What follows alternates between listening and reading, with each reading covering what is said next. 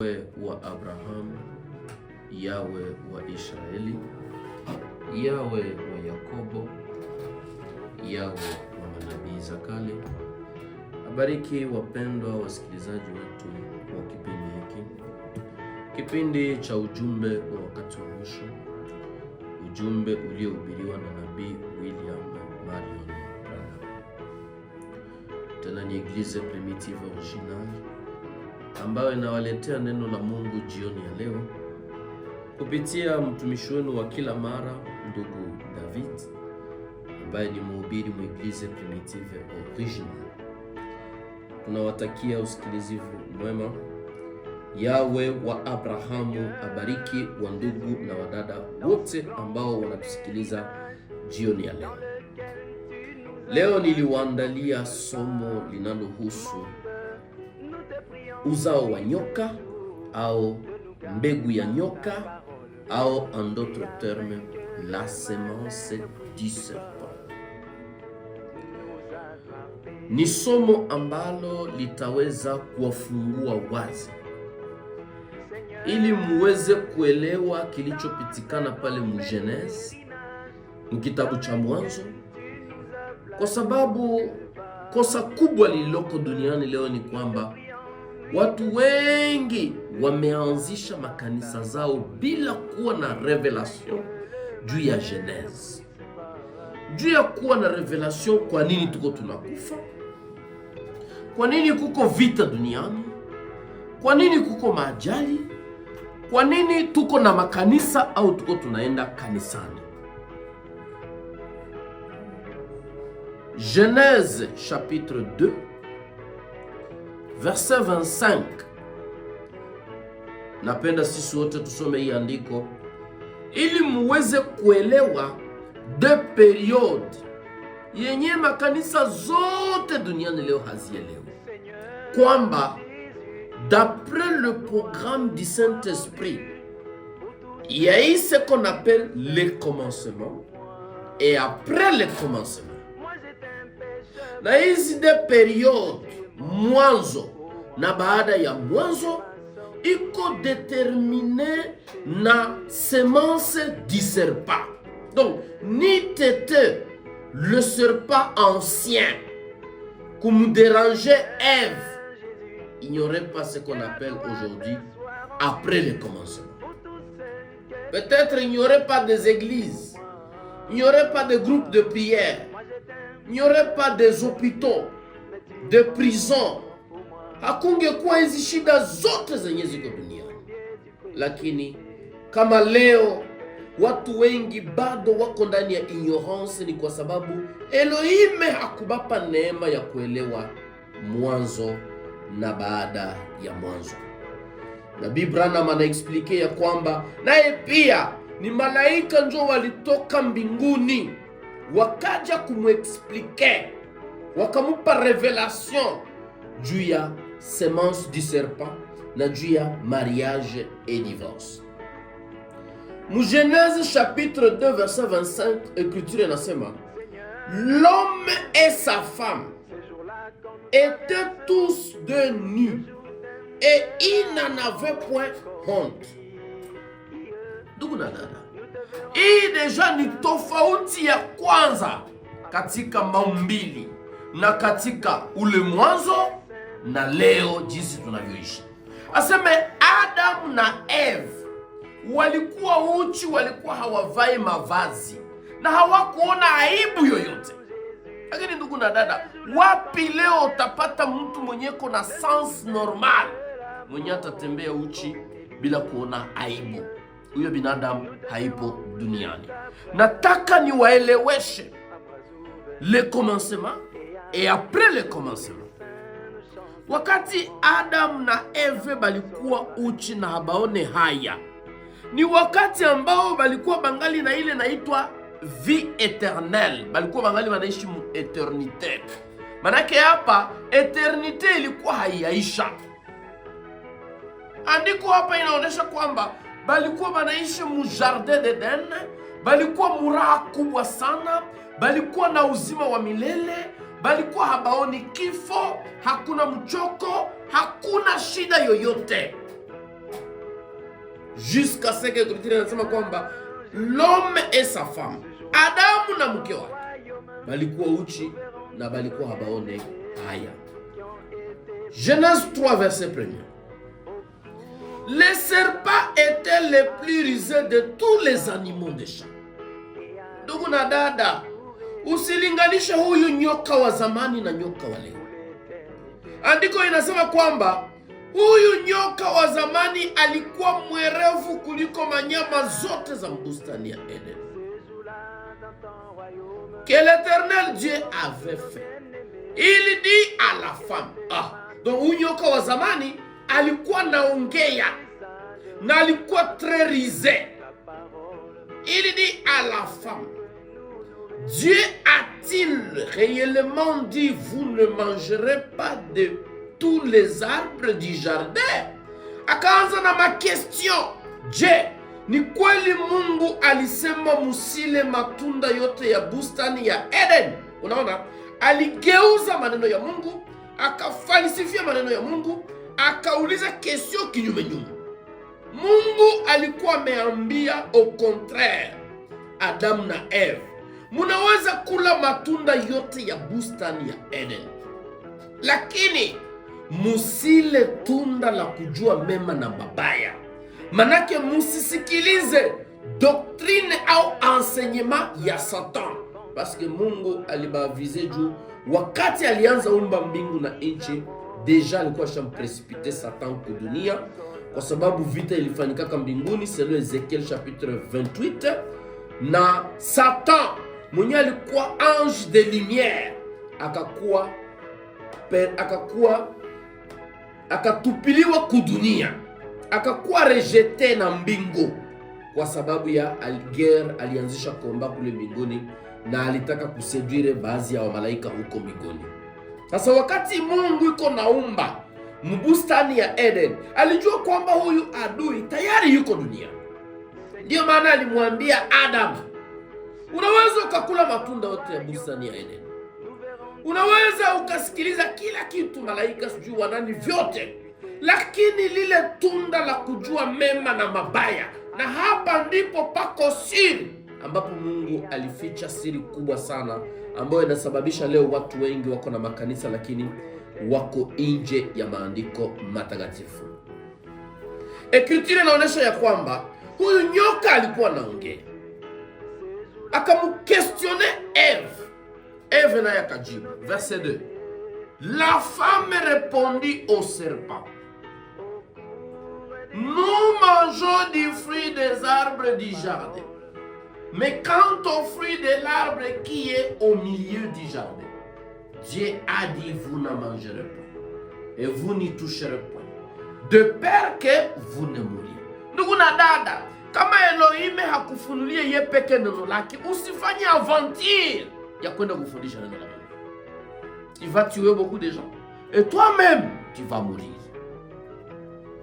Écriture inasema kwamba mwanamke akamwambia, Mungu alituambia tunaweza kula matunda yote ya bustani ya Eden, lakini tunda lililoko katikati alikataza tusile na tuziguse tusije tukafa. Verset 4. Musikia sima tafsiri ya ancien serpent. Alors le serpent dit à la femme, vous ne mourrez point. Vous voyez? Manake yeye akacontredire Mumba mwenyeji na akaanza kupana interpretation. Mais Dieu sait que le jour où vous en mangerez, vos yeux s'ouvriront et que vous serez comme Dieu, connaissant le bien et le mal. La femme vit que l'arbre était bon à manger et agréable à la vie, et qu'il était précieux pour ouvrir l'intelligence. Elle prit de son fruit et en mangea. Elle en donna aussi à son mari qui était auprès d'elle, et il la mangea. Les yeux de l'un et de l'autre s'ouvrirent. Ils connurent qu'ils étaient nus. Ayant cousu des feuilles de figuier, ils s'enfuirent de ceinture. Alors ils entendirent la voix de l'Éternel Dieu qui parcourait le jardin vers le soir. Et l'homme et sa femme se cachèrent loin de la face de l'Éternel Dieu, au milieu des arbres du jardin. Mais l'Éternel Dieu appela l'homme et lui dit, où es-tu? Il répondit, j'ai entendu ta voix dans le jardin et j'ai eu peur parce que je suis nu et je me suis caché. Et l'Éternel Dieu dit, qui t'a appris que tu es nu? Est-ce que tu as mangé de l'arbre dont je t'avais défendu de manger? L'homme répondit, la femme que tu as mise auprès de moi m'a donné de l'arbre et j'en ai mangé. Et l'Éternel Dieu dit à la femme, pourquoi as-tu fait cela? La femme répondit, le serpent m'a séduite et j'en ai mangé. Voilà. Ndugu na dada, historia yote iko wazi hapa. Na leo acha nikwambie kwamba walipomaliza kula lile tunda wakajitambua kwamba wako uchi. Lakini tulisoma pamoja ya kwamba balikuwa uchi na balikuwa baone aibu. Lakini kitu gani kiliwafanya watambue sasa kwamba wako uchi? Ni kwa sababu walifanya relation sexuelle. Manake tunda ambalo walikula mbustani ya Eden. Mwachane na mafausse doctrine na marezonement za batemwe de Jehova na makanisa mengine ambazo hazina ufunuo. Haikukuwa embe ndio balikula, haikukuwa orange. Balifanya kitendo cha zina, na wakati balifanya kile kitendo cha zina, Adam aliyetembea na mke wake wa kwanza alikuwa ni nyoka wa zamani, na ule nyoka wa zamani akambebesha mimba ya mbandi anayeitwa Kain. Kain ni mtoto wa nyoka biologiquement, alizaliwa na nyoka wa zamani, na maandiko yote yanasema hivyo, mpaka na Nouvelle Alliance, Nouveau Testament. Nitawapatia maandiko yanayothibitisha ya kwamba Kaini ni mtoto wa nyoka. Abel ndiye alizaliwa na Adam kwa Eve. Manake wakati Eve alimaliza kutembea na ule nyoka wa zamani, anabeba mimba ya Kaini, akaenda kwa mume wake, akamuonesha ni mwanamke ndiye alimfundisha mwanaume jinsi ya kuzala watoto. Adam alikuwa hajui chochote. Na ile mafundisho aliipata kwa ule docteur serpent ancien. Maandiko yote yanamuita nyoka wa zamani. C'est un ancien. Ni mzee kuliko hata Adam. Na alikuwa mwerevu. Tena alikuwa naongea. Hapa mu Genèse chapitre 3:14. Écriture inasema, l'Éternel Dieu dit au serpent, puisque tu as fait cela. Qu'est-ce qu'il avait fait le serpent? Tu seras maudit entre tout le bétail et entre tous les animaux de champ. Tu marcheras sur ton ventre. Huyu nyoka wa zamani hakukuwa anatembea kutumbu, lakini juu ya malediction Elohim akamwambia utaanza tembea kutumbu lako. Maana Elohim akamkata kwanza migulu na mikono. Et tu mangeras de la poussière tous les jours de ta vie. Je mettrai inimitié entre toi et la femme. Nitaweka uadui kati yako na mwanamke, entre ta postérité et sa postérité. Kati ya uzao wako wewe nyoka na uzao wa mwanamke lazima kutakuwa na uadui. Uadui ulioko kati ya uzao wa nyoka.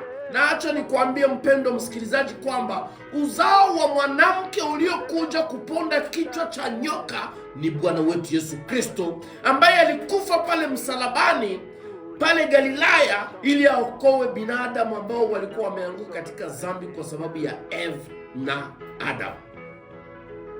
Huyu nyoka wa zamani ambaye alimtia mimba Eve. Eve alizini na nyoka, akazini pia na Adam. Na wakati Mungu alishuka mbinguni, akamuazibu Eve. Mu Genèse 3, le verset 16. Andiko inasema, il dit à la femme, j'augmenterai la souffrance de tes grossesses. Tu enfanteras avec douleur. Et le désir tes désirs se porteront vers ton mari, mais il dominera sur toi. Je tiens à rappeler que utawala wa mwanaume juu ya mke wake leo ulitoka direct mbinguni. na amelaaniwa kila mwanamke yote anayetafuta kuitawala nyumba yake, na amelaaniwa kila mwanaume yote anayeitika kutawaliwa na mke wake. Hiyo ndiyo laana ya kwanza iliyoko duniani. Hivi asema Bwana. Mungu mwenyewe akamwambia Eve, kuanzia leo zile tamaa zako ambazo ulienda elekezea nyoka zitamgeukia sasa mume wako, na yeye huyo mwanaume atamtawala. Katika ule utawala wake ndio iko na uwezo ya kuwa na wanawake 3, 4, 5, 6, 500, 1000 kama vile Suleiman. Na ni hivi asema Bwana. Na mtu yeyote anaweza kupinga hii neno la Mungu hapa ni mtu anatoka kuzimu, anatoka jehanamu, ni ibilisi mwenyewe. Mungu akamwambia Adamu, verset 17. Hii maandiko yote maverse muzichukue muzisome nyumbani, mutoke mu raisonnement ambayo ni raisonnement kidogo sana, iko mediocre ya batemoin de Jehova. Banakamataka nyoka wanaizungurusha kumuti hivi, aseme nyoka iko na chuma tunda kule kumuti, iko napatia Eve. Leo mwende mchume lile tunda, mumupatie mwanamke muone kama atajikutana iko uchi. Ni tunda gani utaweza kula ujikutane hauna mavazi? Kwa sababu lile tunda mpaka leo linaliwa. Na ili mtu akule lile tunda, awe unalikula na mke wa mtu au mke wako, lazima utoe manguo. Nyoka alitoa manguo akajikutana iko uchi pamoja na mke wa watu. Na huyu mke wa watu wakati alienda kwa mume wake, naye wakajikuta wako uchi, bakaanza kujificha huko porini. Ensidi ile Seigneur anasema ya kwamba wakati Mungu alishuka ni sentence, kwa sababu alikuwa alishamwambia kwamba siku mtakula mtakufa. Na ndivyo ilivyofanyika katika maandiko matakatifu. Andiko ndani ya 1 Jean chapitre 3:12 inaonyesha kwamba Kaini ni mtoto wa nyoka, na Yesu Kristo mwenyewe Jean chapitre 8 alikutana na kizazi cha nyoka na akawaambia, enyi kizazi cha nyoka. Na Yohana naye pia alikutana kizazi cha nyoka wakati alikuwa anabatiza watu, na akawauliza nani aliwafundisha kukimbia hasira ya Bwana. 1 Jean, waraka wa Yohana sura ya 3 na mstari wa 1. Mstari wa 12 sort. 1 Jean chapitre 3 le verset 12. Écriture inasema hivi: et ne pas ressembler à Caïn. Na musifanane na Caïn qui était du malin. Aliyekuwa wa yule muovu. Nani alikuwa muovu? Adamu hajawahi kuwa muovu. Et qui tua son frère. Na kaua ndugu yake. Ndugu yake wako na ndugu yake wako mama yake. Et pourquoi le tua-t-il? Parce que ses œuvres étaient mauvaises et que celles de son frère étaient justes. Kuanzia ile zambi ambayo Eva alifanya mbustani ya Eden, Mungu alipiga marufuku. Pas question de femme pasteur. Ukiona tu mwanamke anapita kule mbele, asa atafungua sale bouche yake na yako naleta évangile, sachez que c'est le diable, c'est Satan qui parle. Ainsi dit le Seigneur. Apôtre Paul anasema mu 1 Timothée chapitre 2 verset 11, en s'adressant aux femmes. Leo tunayalana makanisa inajaa madaimoni, mama mchungaji. Kile mama mchungaji? Mama muombaji, mama prophet. Nabii wa wapi hao? Ni mashetani wanatoka jehanamu. 1 Timothée chapitre 2 verset 11. L'homme de Dieu, l'apôtre Paul dit: les femmes de même doivent être honnêtes, non médisantes, sobres, fidèles en toutes choses. Que la femme, 1 Timothée chapitre 2 verset 11, que la femme écoute l'instruction en silence, avec une entière soumission. Na mwanamke ajifunze katika utulivu, akiwa mtiifu kwa namna yote. Hapana kwanza kufungua ile kinywa chako aseme mimi na mimi nimekuwa mwinjilisti, mimi ni mtumishi wa Bwana. Nani alikutuma? Ni Satan. Ule mbustani ya Eden alikutuma ndio mdanganya Adamu, ndio kuna kutuma leo. Verset 12. Je ne permets pas à la femme d'enseigner ni de prendre de l'autorité sur l'homme, mais elle doit demeurer dans le silence. Huyu Apotre Paulo anasema ya kwamba simupi mwanamke ruhusa ya kufundisha wala kumtawala mwanaume, bali mwanamke akae katika utulivu, asikilize mafundisho katika utulivu. Sasa hii makanisa yote yanayoruhusu leo wanawake wanawaita juu ya mama bishope na kuwapatia madiplome za teolojia ambazo zilitoka jehanamu, haujue walitoka wapi, wanatoka wapi? Paulo analeta raison yenye natuma, anasema haruhusu mwanamke kufundisha. Anaturudisha naye mjardin d'Eden, verset 13.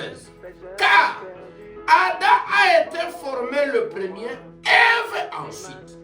Adam ndiye aliyeumbwa wa kwanza na Eve baadaye. Et ce n'est pas Adam qui a été séduit. Sio Adam ndiye aliyetongozwa, c'est la femme qui séduite s'est rendue coupable de transgression. Elle sera néanmoins sauvée en devenant mère, si elle persévère avec modestie, dans la foi, dans la charité et dans la sainteté. Ndugu na dada, kama wewe umejifanya kuwa mwinjilisti, umejifanya kuwa nabii, umejifanya kuwa mchungaji, leo ni siku ya kutubu. Apocalypse chapitre 2, de verset 20.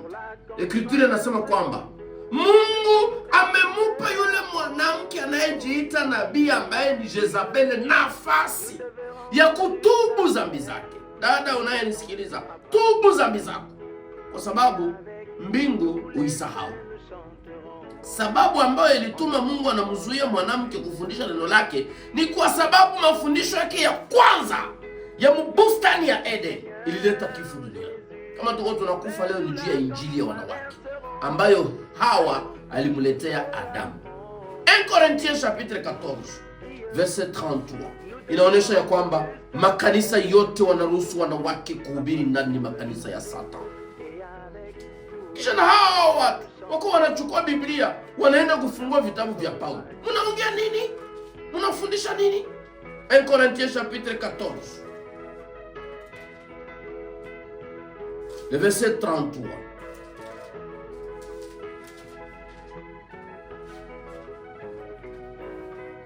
Les esprits des prophètes sont soumis aux prophètes.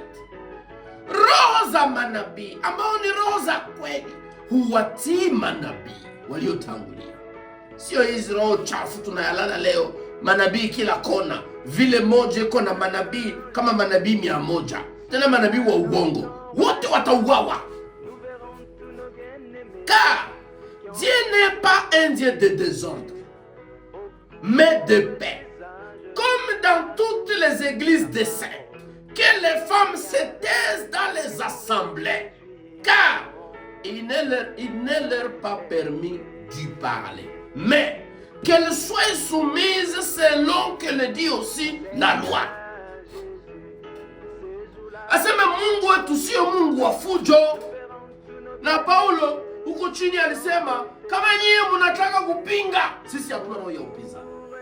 Mungu wetu sio Mungu wa fujo, sio Mungu wa desordre, sio Mungu wa kubali majezabele wanapanda kwenye madhabahu eti wanahubiri injili. Madhabahu ni ya watumishi wa Mungu waliotumwa na mbingu, tena watumishi wanaume peke yake. Yesu alikuwa duniani, alikuwa na mitume 12, hajawahi kuchagua mwanamke. Dada, kaa jikoni, piga ugali, patia mume wako umhudumie, utaenda mbinguni. Lakini ukiparamia madhabahu, kifo chako kimekaribia. Ainsi dit le Seigneur anasema, wanawake wanyamaze katika mikutano yote ya watakatifu. Kila kanisa utaingia, wanawake wanaongea humo ndani, ni kanisa la Satan, sio kanisa la watakatifu. Kama vile inenavyo sheria. Paulo alikuwa anazingatia sheria ya Mungu.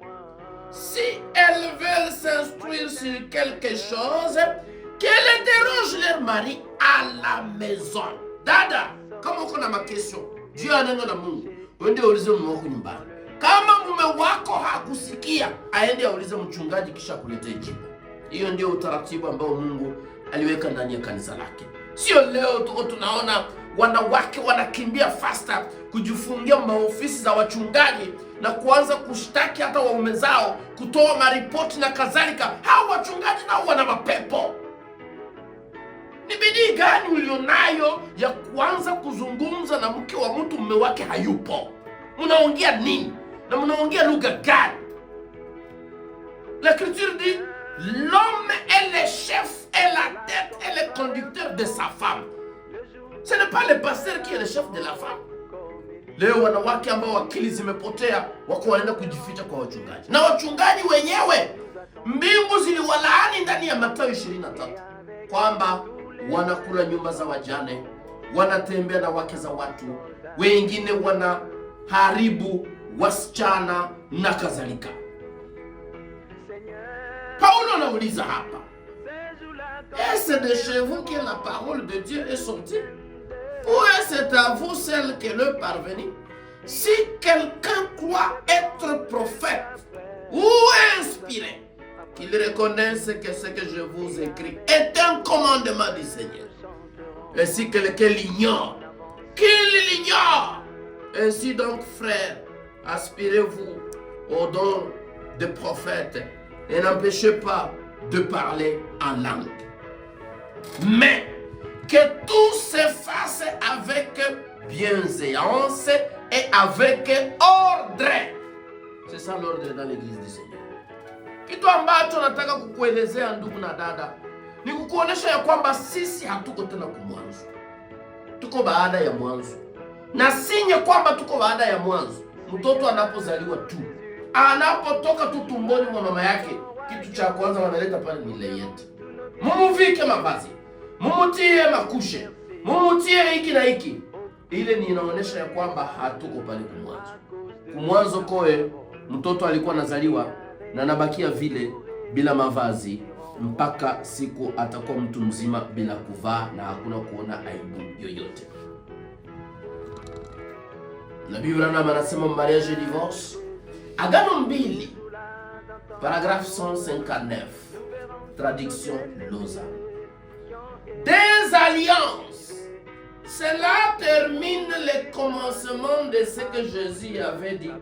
Il n'en était pas ainsi au commencement. Nous avons maintenant une autre alliance.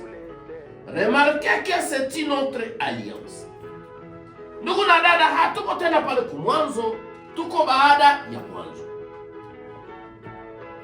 Il y a une alliance pour le produit et une pour le dérivé. Remarquez que la chute apporta le trouble et la mort à chaque créature de la création, faisant une différence pour toute la nature. Muone ya kwamba ile anguko ya Eve na Adam ilileta nini? Ilileta anguko kwa kila kiumbe cha Mungu kilichoko duniani, na ikaonesha utofauti katika maumbile. Remarquez que Jésus a dit au sujet de cette parole, il n'en était pas ainsi au commencement. Maintenant, ce n'est pas au commencement. Maintenant, ce n'est pas au commencement, c'est après le commencement. Et maintenant, il y a une double alliance. Premièrement, il y avait juste une alliance. Adam et Ève étaient égaux. Ndugu na dada, Adam na Eve kabla ya dhambi walikuwa sawa sawa. Inamaanisha nini? Hakuna mwenye alikuwa na komande mwenzake. Hakuna mwenye alikuwa chef wa mwenzake. Kwa sababu wote walikuwa na uzima wa milele. C'était ce qu'on appelle le commencement. Je tiens à rappeler aussi au faux docteur que ce n'était pas la monogamie. Adam na Eve hawakuwa monogamie. Du monogamie, c'est vis-à-vis de la polygamie. Ça veut dire qu'il y a plusieurs personnes sur la terre. Mais Adam ne pouvait pas dire que je vais devenir polygame parce qu'il n'y avait pas d'autres femmes. Na angesema kama ndawakia tu na mwanamke jua kulikuwa mwanamke pekee. Na Eve naye vile vile. Adam na Eve walikuwa pote nyewe kudunia nzima. Kama leo uko na danganya waumini aseme na warudisha pale kumwanzo. Uwe serious. Mwanzo kisha kwanza mavazi, utembee uchi ili waoneshe kwamba unarudi pale kumwanzo. Uwe serious. Utarudije kumwanzo na mapantalo na mashemize na makravati na mwili huu wa zambi. Un homme et une femme. Mais la femme pécha. Et qu'est-ce que cela fit? Cela les précipita tous dans la mort. Et Dieu dit faire une alliance en rapport avec cela. Une autre alliance, elle se trouve ici même dans Genèse 3,16. Il a fait une autre alliance. Maintenant, le monde doit être peuplé non par la création originelle de Dieu comme au commencement, non par la création originelle, mais par les désirs sexuels. Bon, voilà qui met le point final au commencement. N'est-ce pas? Au commencement, il y avait qu'un homme et une femme, un mâle et une femelle. Mais quand elle franchit cette ligne et apportant ce péché, le monde dit être peuplé par le sexe. Pas par la création, mais par le sexe. Vous voyez où en est la femme à présent? C'est ainsi que le monde est peuplé aujourd'hui par le moyen de femmes. Désir sexuel ni produit ya zambi ya mwanamke, na ndivyo dunia iko najaa leo kupitia viungo vya uzazi, lakini mwagano la kwanza haikuwa hivyo. 164 mariage et divorce, traduction Lausanne. Vous voyez, après le commencement, quelque chose d'autre fut introduit. Ce que je vais vous dire va vous choquer. Les prêtres catholiques ont été choqués. Les dénominationnels, les faux frères, le monde entier, les incrédules, les païens, ils ont été choqués sérieusement. Lakini wateule wa Mungu aliye hai, ujumbe ulikuja kwa ajili yao, wao hawakukwazika. Êtes-vous fatigué? Veuillez rester tranquille encore un peu. Ensuite, quand l'alliance double de l'homme et de la femme a été faite par le sexe, c'était une alliance totalement différente. Ce n'était pas l'alliance originelle, mais une autre alliance. Qu'est-ce qui fut introduit? La polygamie partout. Après le commencement, la polygamie fut introduite aussi bien chez l'animal que chez l'homme. Après le commencement à la chute, Dieu, en second lieu, a établi une nouvelle nature par le sexe. Dieu avait créé la première nature sans le sexe. Croyez-vous cela? Maintenant, il y a une nouvelle alliance avec la nature. Il a institué un autre ordre par le sexe. C'est la seconde alliance. Un mâle et de nombreuses femelles. Aseme Mungu alifanya etablissement yake katika maumbili yake mapya kupitia viungo vya uzazi. Mungu aliumba viumbe vya kwanza bila kutumia viungo vya uzazi. Manake Adam na Eve ili bakuje kudunia, Mungu hakutumia viungo vya uzazi. Sasa baada ya ile agano kuuawa na huyu mwanamke, Mungu akaweka asili mpya ambayo leo tunatumia tamaa za mwili. Tunazaa kupitia tamaa za mwili. Na utaratibu alioweka ni gani? Ni dume moja na jike wengi. Someni Biblia yote nzima kuanzia kitabu cha Mwanzo hadi Ufunuo. Inaonyesha ya kwamba mume akiongeza mke mwingine, aendelee kupatia yule wa kwanza chakula, mavazi na haki yake ya ndoa. Ile ni ndani ya kitabu cha Kutoka, Exode chapitre 21 verset 12. Ndio sheria yenye Mungu alipatia Musa kuhusu ndoa kwa ajili ya wana wa Israeli. Na hiyo ndiyo sheria tuko tunatumia. Exode 21 verset 10. C'est ici. S'il prend une autre femme, akijitwalia mke mwingine, il ne retranchera rien pour la première, à la nourriture, aux vêtements et au droit conjugal.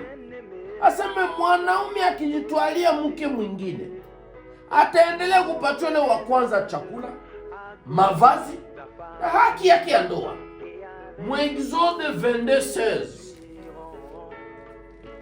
L'écriture inasema, si un homme séduit une vierge qui ne peut fiancer, huyu mwanaume hapa awe president, awe nabii, awe sijui nani, akitongoza binti ambaye ni bikira na hana mchumba, ekilikusha avec elle na akatembea naye, il payera sa dot et la prendra pour femme.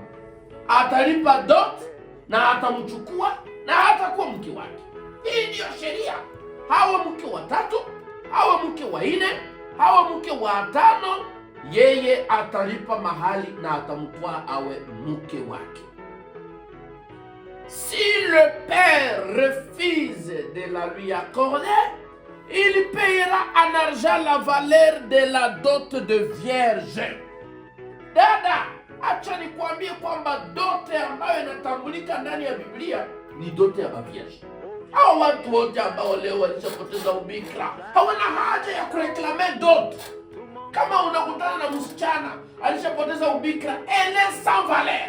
Mungu alimpatia ubikira ili aipeleke kwa mwanaume mmoja.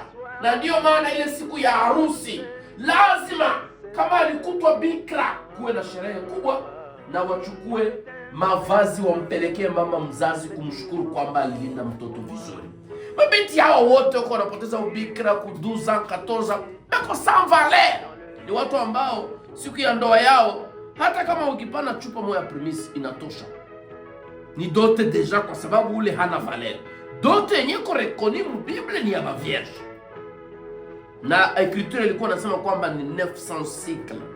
Au temps des anciens ilikuwa ni 900 cycles. Leo tunayalana mapoubelle sexuelle chaque kona. Unakutana kabinti kanisha tosha mimba 5 6, kesho aseme kataolewa. Nani ataoa ile yalana? Poubelle sexuelle humaine. Là où on a déjà jeté toute la saleté du monde entier. Un enfant de Dieu ne peut pas manger à un tel endroit. Mtoto wa Mungu aliye hai haiko vautour, haiko corbeau. Frère Branham anasema, une femme immorale, c'est la poubelle sexuelle humaine. C'est là où on jette toute la saleté du monde entier. La fois passée, nilibambia hapa juu ya Romains chapitre 7, le verset 2. Nilizungumza juu ya bafame adultère, kwamba basahabu ufalme wa mbinguni. Hakuna mtetezi wa wazinzi. Andiko inasema kwamba ni Elohim yeye mwenyewe ndiye atahukumu wazinzi na washirati. Nabii Branham, mbingu zilimuonesha kwamba hawa wadada wote wako wanachafua ulimwengu, wako wanafanya uzinzi, wanaleta hasira ya Mungu dunia. Paulo ambaye alikuwa célibataire, 1 Corinthiens chapitre 15, le verset 9. Niye ndo anathibitisha kwamba mbinguni hamutaenda. Sio mimi. Mimi narudilia tu maandiko matakatifu kwa sababu niko hapa juu ya kurepete. Ainsi dit le Seigneur. Musikie kile ambacho Paulo anasema ndani ya kitabu cha 1 Corinthiens chapitre 15. Chapitre 6 verset 9 sort.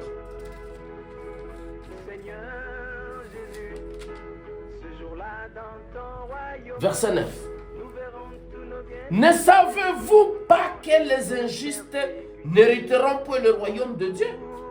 Ne vous y trompez pas, ni les impudiques, wachafu wale, wazinzi wale na kuwashoga na kadhalika, ni les idolâtres, ni les adultères.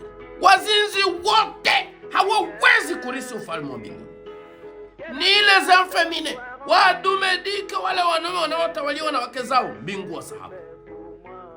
Ni les infâmes, ni les voleurs, ni les cupides, ni les ivrognes, ni les outragés, ni les ravisseurs n'hériteront point le royaume de Yahweh.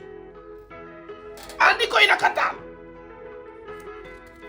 1 Corinthiens chapitre 5, l'écriture inasema, ne mangez même pas avec ces gens-là.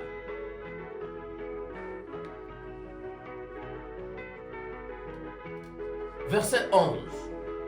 1 Corinthiens 5:11. Maintenant, ce que je vous ai écrit, c'est de ne pas avoir des relations avec quelqu'un qui se nomme frère, et impudique, ou cupide, ou idolâtre, ou outragé, ou ivrogne, ou ravisseur, de ne pas même manger avec un tel type. Wakati unakula na huyo mtu unajiletea laana. Wazinzi na washerati wote ni wakukimbia. Daudi mfalme ambaye alikuwa ni nabii wa Mungu, naye anasema ya kwamba heureux l'homme qui ne se met pas en compagnie de moqueurs. Wala wazinzi wote na washerati wanajimoka na Seigneur. Mlevitike sheria ilikuwa nasema ya kwamba ni watu wanatakiwa kuuawa. Paka Suleiman alisema mu Proverbe chapitre 6, aseme mtu mwenye kuzini na mke wa mtu mwingine hana akili kabisa. Ndoa gani ambazo tunaleo zitaheshimiwa? Mu Hebreu chapitre 13, Écriture inasema ya kwamba que les mariages soient honorés de tous.